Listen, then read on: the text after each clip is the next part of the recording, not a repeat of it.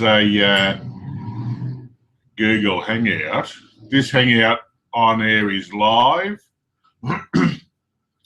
So I'm presenting to everyone, whoever that is. There may be nobody there. I'm just trying to work all this out. So up the top, we've got the Google bar, hide participants, invite people, mute microphone, turn camera off, adjust bandwidth usage, settings. That looks all right. Leave call, whatever that is. Well, I'll just start talking, I guess.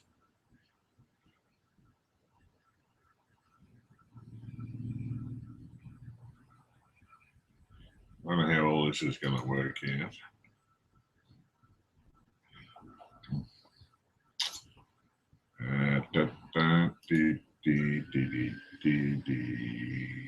Send invitations.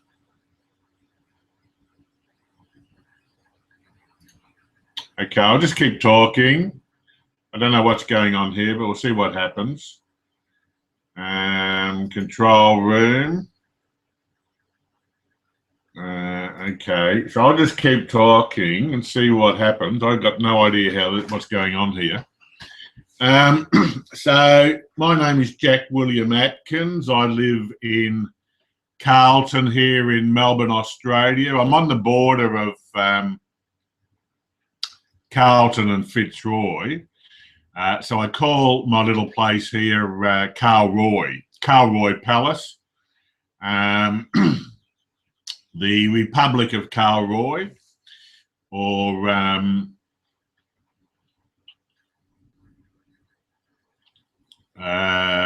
the Ambassadorial Republic to the Kingdom of Tatiara.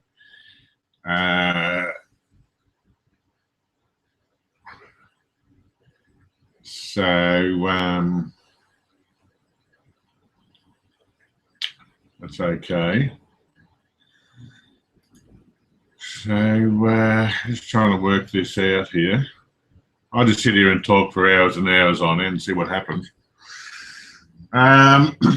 Just having a little bit of breakfast, soup, chicken noodle soup, or no, Chinese noodle cup soup. Looking at the back of the picture here, on the screen it's back to front. The words, I can't read the words there. So maybe the picture needs to be reversed back like that. I don't know.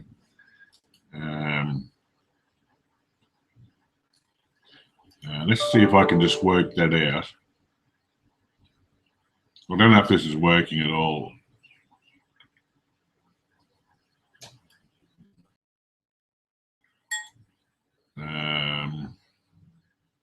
No idea what's going on here, but I'm trying to check this out.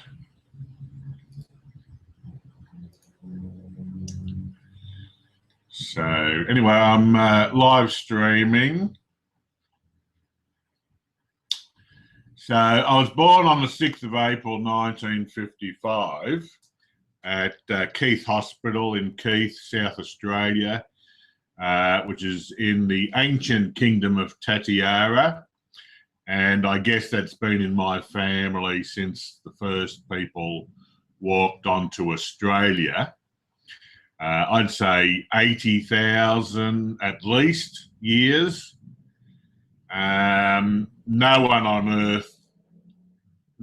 on earth knows or can pinpoint the exact date for all those sort of things, because I'm not an archaeologist, but I'm not doing carbon dating of this and that, but it's a long, long time ago.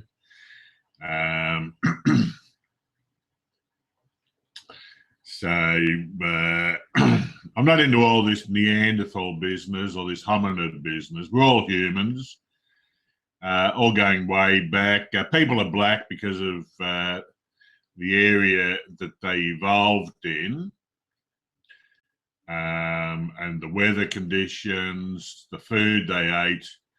And that's why we get white people, yellow people, Asians, Caucasians, and Africans.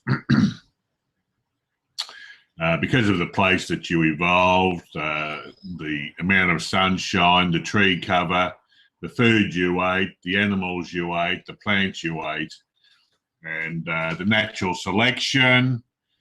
We've got to remember that I'm not really into this natural selection. I think it's more like a bit of natural selection and a little bit of unnatural selection and a little bit of natural deselection. Because whenever we select a partner, we have to deselect all the other ones who are in line or who are gathering around or who may come in the future. So it's selection and deselection would be the principle of life and reproduction in the human race. I've been deselected quite a few times, and I've done a bit of selecting over the years. But what I'd really like is a little bit more permanency with a single available female. But I'm a bit of a monk. I'm a priest, I'm a Christ, I'm a king, I'm a Lord. I am the Mahdi of Islam. I'm a prophet. I'm everything in the spirit world, and have been all my life. I am the King of Kings, Lord of Lords, and all that sort of carry on. But that's all spiritual, biological manifestation. I've gone one step further than all of that. So I made up the word Sark's kin. Sark's kin. So I'm reading that back to front now. So I need to change that picture to the other side, I think, so I can see myself properly. I think you're reading it back to front as well. This is just a poster I made up. Sark's ketosis will destroy every human disease in my lifetime. That is how it's working. YouTube is sucking all the mental illness out of the planet, out of the human race, out of the humans. And so people who spend a lot of time on YouTube, if they're looking at all the right people, following all the right people on the important issues, not just celebrity, movie, game stuff, but if you're following biological, medical things,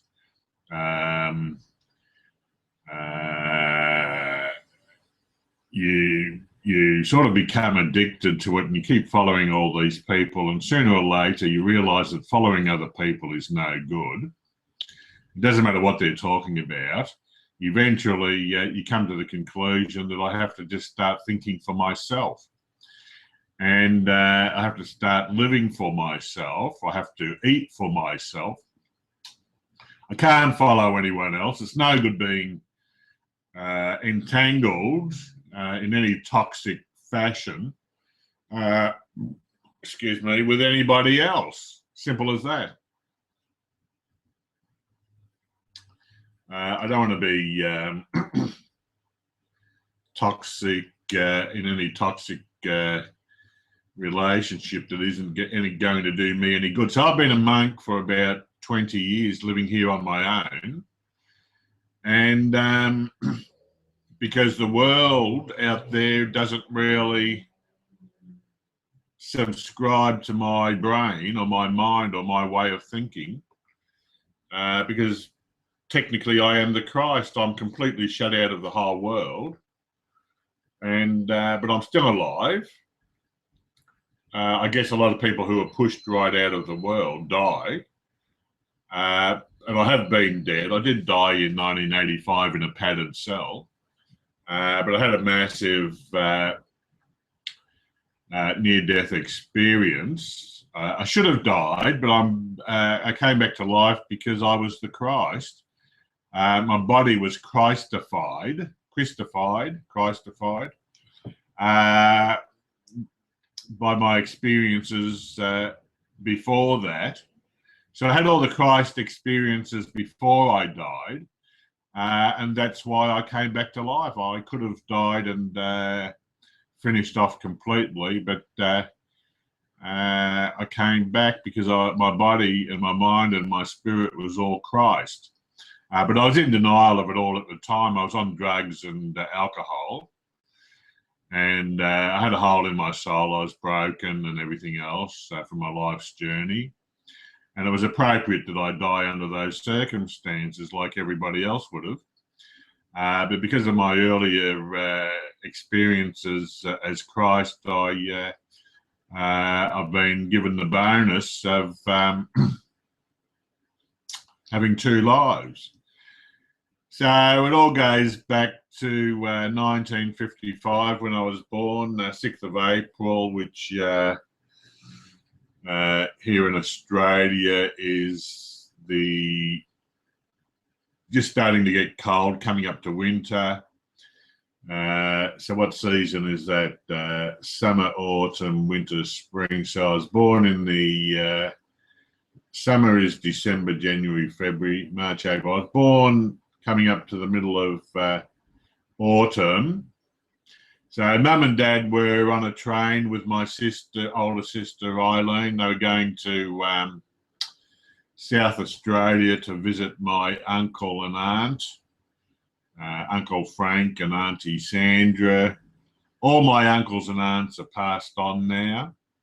Dad was one of 7, mum was one of 5.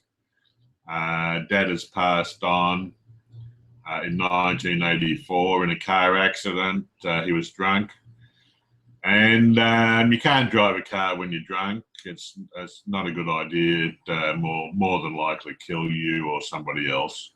So I don't recommend that. I don't drive a car. He was in a Mercedes-Benz. I'm not keen on Mercedes-Benzes. I shouldn't maintain that idea of superstition. But I became a little bit superstitious about cars. And when I moved in here, I couldn't afford to drive a car anyway. So I sold my last car before I moved into here. Well, actually, my brother Colin sold it for me. I was living in a sort of a backpacker's place, a hostel in Richmond, in Church Street, Richmond, and I was only there for a few days. But I was still going down to my rock bottom. I was heading down in the world. I'd lost everything. At that time, I didn't have much. I had the car, so I rang Colin and said, "Can you come over and get rid of this car and sell it for me?" So that was okay. And then I had all I was left was a few clothes, a few little knickknacks of some sort. I think I had a statue of a woman, a bronze statue about this big, about 8 inches.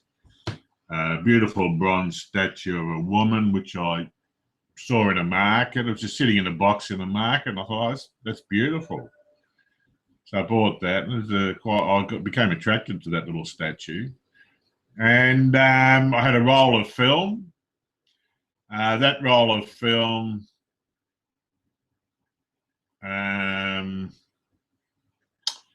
was taken about 1968. My father gave me a camera for Christmas. I bought a roll of film, put it in it, black and white. I took some pictures of my family, my brothers mainly. I think we went up the park, and I took some photos of my 4 brothers at the time. I don't know if I'm in any of them. I might be. I think I am. And then I just put that roll of film aside, and I never got it developed. It was just sitting in the drawer all my life for 40 years. That roll of film just sat in the drawer and never got developed. So I took that down. I only had a few clothes left and a few knickknacks and all my gold medals, a few trophies and things from playing volleyball for Australia for 7 years, over a period of 7 years.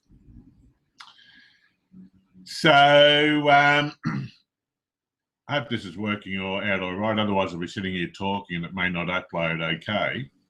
But anyway, we'll see what happens. If you want to join in, just join in. I don't know how anyone's going to join in. I'm supposed to invite people. But getting back to the story, so I think I subconsciously wanted to get rid of everything. So I was going through my few little knickknacks I had. There might have been a few cufflinks, a little bit of cash and money, cards and bank accounts and things. I was just in this little room in Richmond, lying on a mattress on the floor and heading towards some sort of rock bottom. I'd already been dead at the time. I was in Al-Anon. I was attending Al-Anon meetings. So we're talking about 1995, I think. 93, I don't know, 95. Earlier than that, I was living with my ex, Mary, down at Frankston, I think, and I sort of moved away from there. And so I didn't have much left. The money was all gone. I was on a pension. And so I took that roll of film and got it developed after 40 years.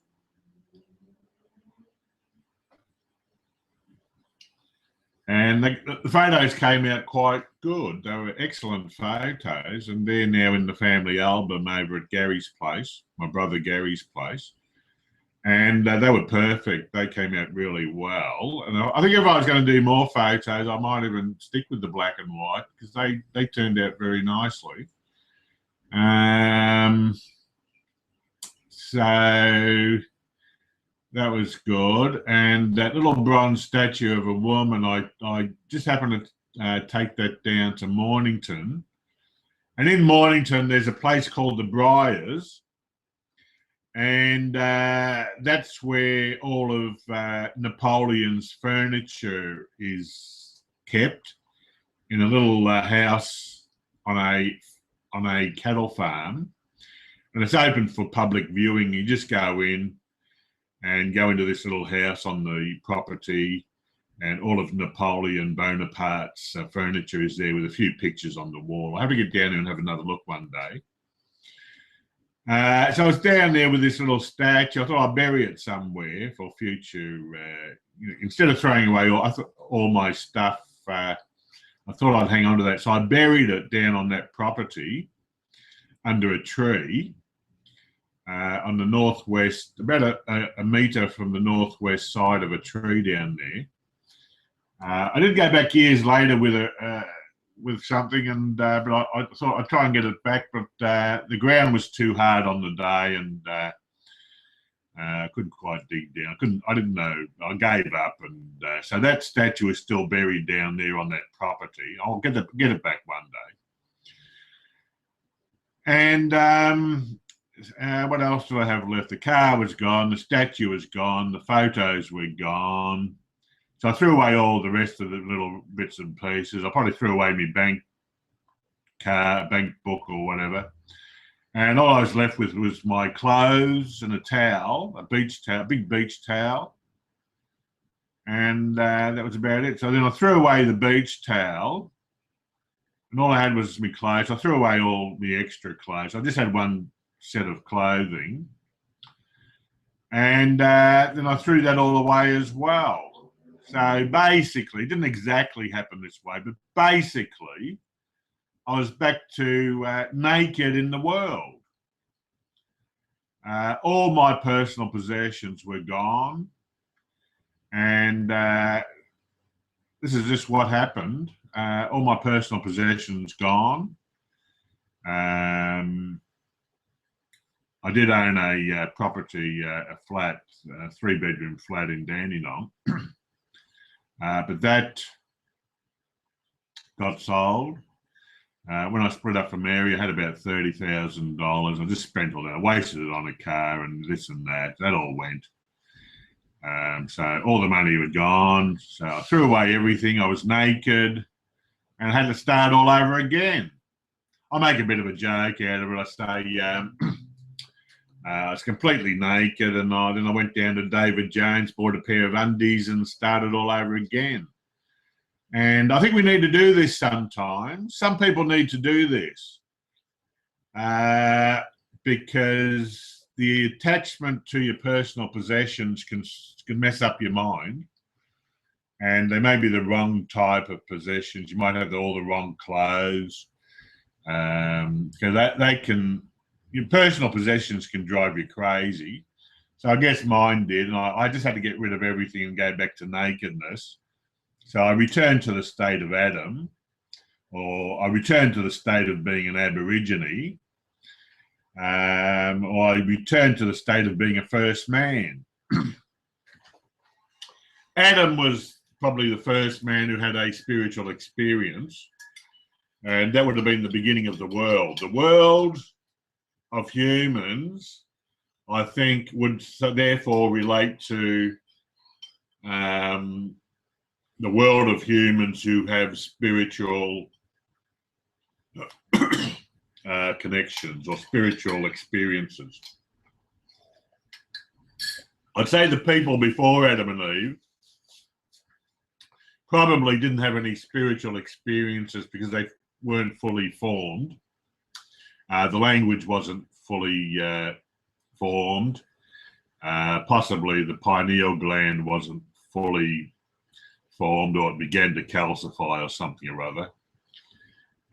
So I'm willing to concede that possibly Adam was the first man to have a conception of God. Before that, no conception of God. But some people call the people who lived before Adam were gods themselves. And of course, my family, and the Jews say that Adam is 5,000 or 6,000 or something years ago. So I don't know what they're talking about there, because my family's been running around here for 80,000 years. I don't know how we reconcile that. I think they do that so they can be separate. Their belief system keeps them separate from everyone else. And I don't really personally believe that's a good idea to have everyone separate. I think we should all be on the same page in every aspect of life. The reason that there are so many different aspects and religions and nations is that we needed to basically conquer the whole world in such a way that if we all stayed together in one place originally, like they had with the Tower of Babel, which they wanted to keep everyone there. I think it was Nimrod. Keep everyone in the same place in the world. Can I keep talking while I have a look at that email? I'm going to look at this email, just see if I can keep talking. So I think keeping everyone in the same place on the planet might have been... I'm just looking, the camera should still be going. I'm just looking at all this crap that comes through on the email, all this spam from people don't know anything about.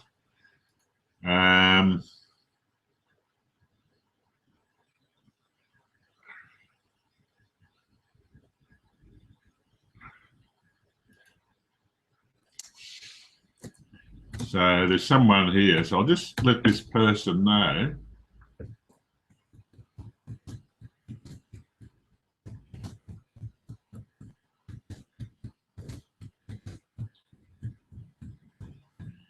I'm just saying, I'm talking on live stream now on YouTube.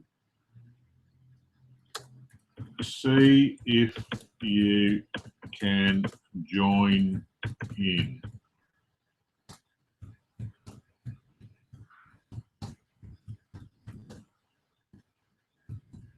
first time practicing this. Just send that off. He might join in. We'll see what happens. So just put that down. So I'm back again. So where was I with this story? Yeah, we need to reconcile the human race. I used to work in reconciliations, financial reconciliations. I was a credit manager. So I had to reconcile the books. I did that for about 10 years or so. I don't know. I can't remember. If I think about anything, I can remember everything and keep notes and do notes of exactly my whole life. Every human being should be able to document their whole life from their memory about where they worked, what relationships they were in, what friends they had, what financial transactions they were involved in, or their family business, etc., etc., etc., who died when, who was born when. So everyone should be able to get that out of their mind. If you've got a clear mind and a good memory, you should be able to put down your whole life story, simply just getting it out and talking about it. So this is what I'm doing now. This is a good thing, this live stream. I can talk here for 8 hours. I was never much of a talker. I never really talked growing up. I couldn't talk. My brain wasn't wired for talking. I was just a typical boy. These days, the doctors would want to give me pills for that, which is complete garbage. All doctors are rubbish, but the surgeons are okay. Sometimes you need surgery. For example, I was impaled to a tree, so I needed surgery to sew up my leg and put the bone back together again. I didn't break the bone. The bone was split up the middle, my shin bone. The branch acted like a knife and cut my shin bone up the middle, and I was impaled to the tree. So I was hanging up a tree like Jesus Christ. Now, was that a miracle? Did that meant to have happened? Did God make it happen? Did the spirits make it happen? I don't think so. There's no proof that there is a God, but there's a very strong proof that there is a Bible. I do believe there is a Bible, and the prophecies in the Bible are all coming true because everybody's forcing it to happen. So the energy, the mental energy of all the Christians and all human beings basically on earth caused me to be impaled to the tree. How did that happen? I don't know. I mean, what was it? Did I cause it? Did God cause it? Is there a God? Nobody's got the answer. Nobody can give me the right answers for this. Nobody. So, excuse me for saying so. So is a Chinese name, and probably not a good idea to keep saying so. Probably better to say therefore, as you do when you're writing, therefore. So let me know if I think I'm reading that back to front. I don't know if you're reading it right to front or left to right or whatever, but anyway, where was I? So I could ramble on and on and on, tell my whole life story. Someone might listen to it, who knows. Lately I've been doing a lot of YouTube. I'm into the flat earth community now because it's a good little group of people with different ideas which go against the mainstream. That's the main thing. You have to go against the mainstream at some stage for your own sanity, for your own independence, for your own, I'll say sovereignty. I only say sovereignty because I'm a king. I'm the king of my tribe. I'm the oldest male, the elder. I'm over 60. I'm an elder of the Wotjobaluk tribe in Australia, in Victoria and South Australia. and I'm an elder of the Gunai Kurnai tribe in Gippsland, southeast Victoria, state of Victoria. And I'm now living in Melbourne, so I'm a bit cut off from my native roots, but I am English as well. My mother's family came from London, so I'm a London Aborigine of Australia. I better write that down, otherwise I forget things if I don't write them down. London Aborigine of Australia. So I'm not actually born in London, but my mother's family were from London. My father's family came from Huntingdonshire in the Midlands in England, in the middle part of England, Huntingdonshire, from a little town called Elton. Elton, nothing to do with Elton John. I think he took that name because I came from there. My family came from there, excuse me. My father's family came from there. On my father's English side. So I'm a 16th Aborigine of Australia, if we talk about it that way. Sometimes I say I'm 100% Aborigine and 100% English, Australian. So I'm 200%, I'm 100% Aborigine and 100% English. I'm 200%.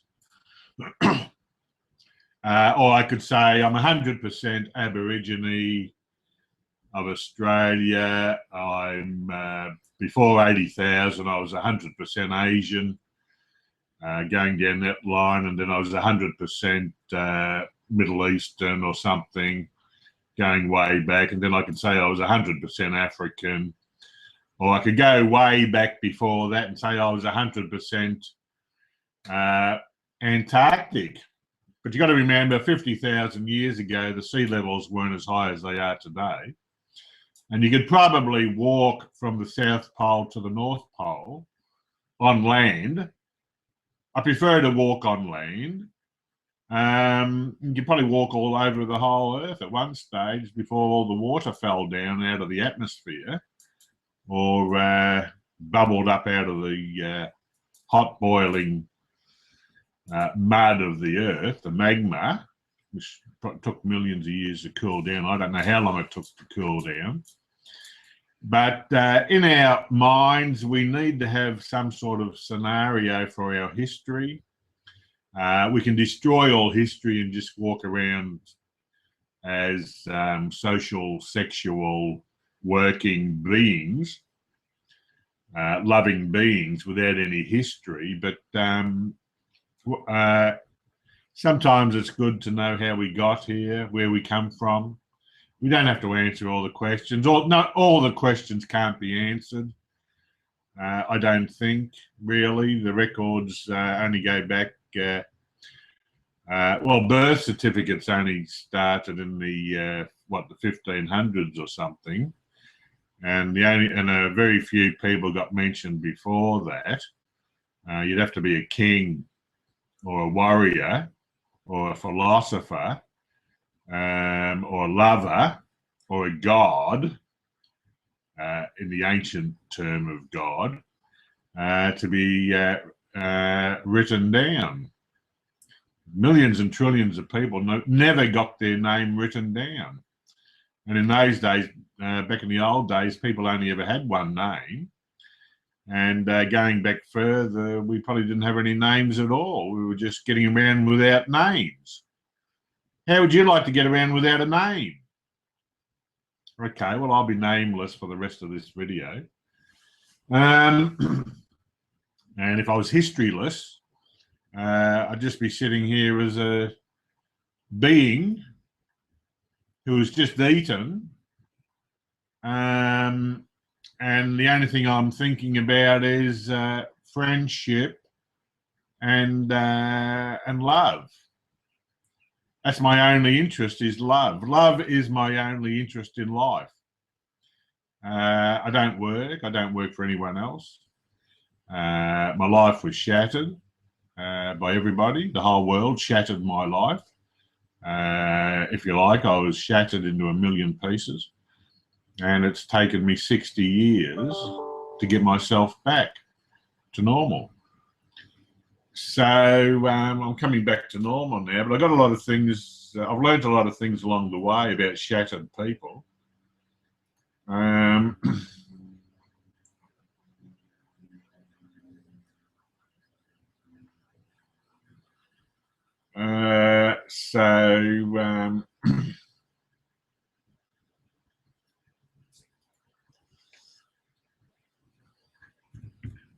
Someone's just talking to me.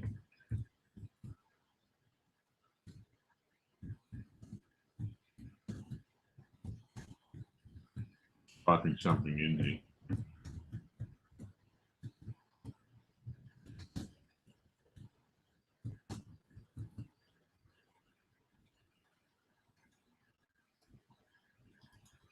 So, look, I'll just stop this broadcast. I'm not sure exactly what the hell's going on here. Now, you are presenting to, I'm presenting to everyone. Can somebody else turn camera on? Okay, the camera's on. The microphone is on. Yeah, it looks like everything's going okay. Just playing the sound. The sound is good. Control room. You can't click on that. I don't know what the purpose of that is. You can take that right section off. Okay, we're in the middle of the screen. I'm live.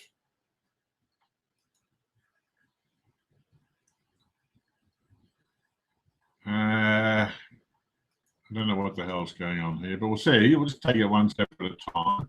I don't know if anyone can actually see into this or join in. I'm not exactly sure.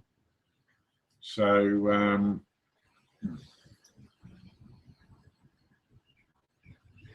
I don't know what the hell's going on here, but I'll just keep talking.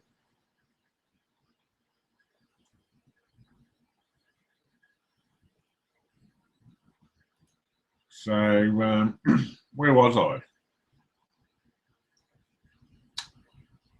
I've got one viewer. Is that me? Links. I'm not sure how this is working. But anyway, I'll just keep talking. So we've got to get the history of the world right. We've got to know how we all got here properly, as scientifically as possible. But we don't want to lose. We don't want to lose ourselves in the history of the world. We don't want to rely on the history of the world for our own identity.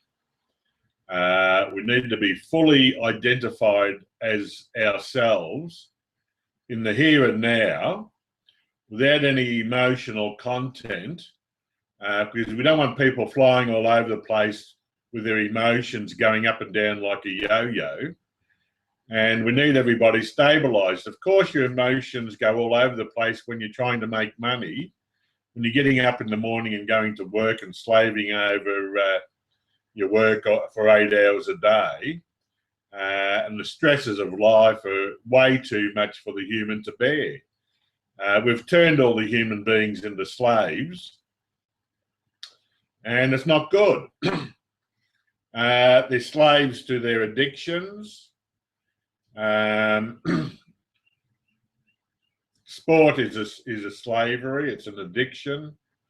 I wasted 10 years playing sport. Looking back now, I'd say it's a complete waste of time. Sport is a complete waste of time. Once you join a team, all you can do is follow. You got to follow the coach, the captain, and you're just a slave to the sport. Okay, you get the health benefits. A lot of sports you can get injured, and it's not good for the brain, and it's not good for the health. as far as nutrition goes. If you don't nutrify your body properly, it's a waste of time playing sport. Sport is an addiction. Physical exercise is an addiction. Human beings were never created by me to play sport. So we can debate this forever, but so what I'm basically saying is if I was interested in sport, I'd be wasting my time. My time is too valuable to be wasting with sport. And so I'll just leave that out. I don't want to waste any time with anything. I don't want to waste time with animals. A lot of people put animals before humans. I don't do that. I put humans first. And I prefer to leave animals out of my life completely. I would never have a pet. All animals are basically rats. So these people with dogs and cats, they just got a big rat running around their house full of disease and are dirty, rotten, filthy things. And playing with an animal is just not good for you. I don't believe having pets is good for you. The cats wipe their ass all over your furniture if they come inside. Same with the dogs and cats. They drop their hair all over the place, and that's not good for your health. All the shit that hangs off their body gets on your furniture, it dries out, and it goes to dust, and it gets in the dust and the atmosphere in your home. And it goes in up your nose and into your body, and the next thing your body's full of toxins from your pets.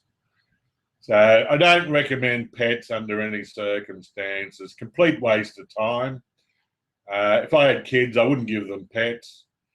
I wouldn't even take them to the zoo in their childhood. There's no need for it. It's not human. It's not human to live with animals. This is a late thing in life, only the last few hundred years that people started trying to make money out of pets. So pets are just as bad as junk food, as far as I'm concerned. So if you're listening to me, I'd say never have pets. Sheepdogs might be as far as you'd want to go if you've got a herd of sheep. Or cattle dogs or whatever. So I don't know how long I can keep talking here because I'm going to get a sore throat. Throughout my life, a lot of times I didn't talk because I always had a sore throat. I've got a sore throat now. I should have hot water with me here. I'll get some hot water.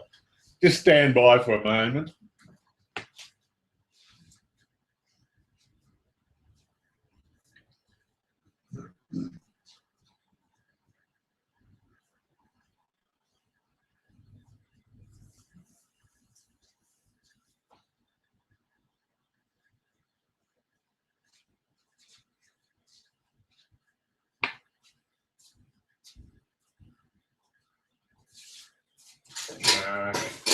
No, actually, I think I'll stop. I think I'll just stop this, and I can resume it. It seems to be something where you can stop and resume on the same broadcast. So I'll just stop that broadcast.